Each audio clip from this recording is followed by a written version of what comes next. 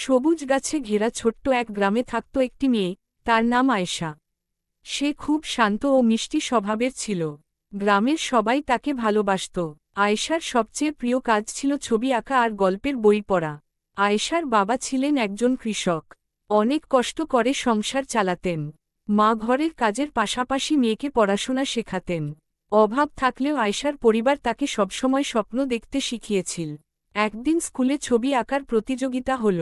অনেক ছাত্রছাত্রী সুন্দর রং আর নতুন খাতা নিয়ে এলো। আয়েশার কাছে ছিল শুধু একটি পুরনো খাতা আর কয়েকটি রং পেন্সিল। তবুও সে মন খারাপ করল না।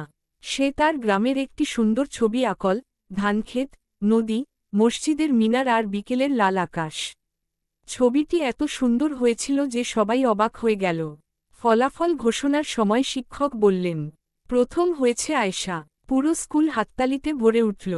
আয়েশার চোখে আনন্দের জল চলে এলো। সে বুঝতে পারল, ইচ্ছাশক্তি থাকলে অভাব কখনো স্বপ্ন থামাতে পারে না। সেদিন বাড়ি ফিরে আয়েশা মাকে জড়িয়ে ধরল। মা হাসি মুখে বললেন, পরিশ্রম করলে আল্লাহ অবশ্যই ভালো ফল দেন। এরপর থেকে আয়েশা আরও মন দিয়ে পড়াশোনা করতে লাগল। তার স্বপ্ন ছিল একদিন বড় শিল্পী হয়ে গ্রামের নাম উজ্জ্বল করা।